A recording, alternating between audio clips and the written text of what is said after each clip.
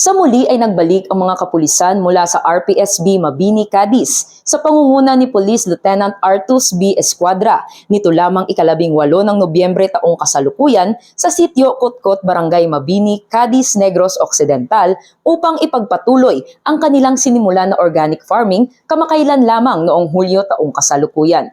Ang nasabing livelihood program ay kanilang inihandog para sa mga residente ng nasabing lugar.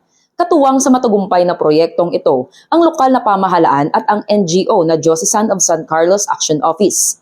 Bit-bit ang mga bagong punlang gulay at prutas na itatanim, ang RPSB Mabini, Cadiz ay positibo sa kanilang hangarin na maghatid ng kabuhayan sa mga residente sa pamamagitan ng organic farming na itinuturing na isang epektibong paraan upang mapabuti ang kalidad ng kanilang pamumuhay. Pinagtibay ng kanilang pagkakaisa ang adikain na gawin itong pangmatagalang pagkukunan ng pangkabuhayan mula sa organikong pagsasaka.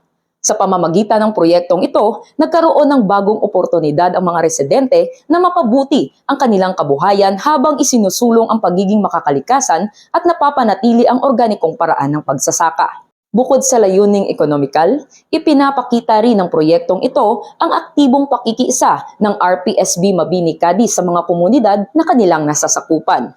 Ito ay nagpapakita ng malasakit ng PNP sa seguridad, kalikasan at kabutihan ng komunidad na nagpapakita ng mas matibay na ugnayan sa pagitan ng kapulisan at mamamayan. Ang organic farming na inisyatiba ng RPSB Mabini, Cadiz sa Negros Occidental ay isang patunay na ang mga alagad ng batas ay hindi lamang tagapagtanggol ng kaayusan at kapayapaan, kundi tagapagtaguyo din ng masaganang pamayanan. Sa proyektong ito, muling napatunayan ng PNP katuwang ang iba't ibang sektor ng lipunan ang kanilang dedikasyon sa tunay na paglilingkod at pagtutulungan para sa sambayanan.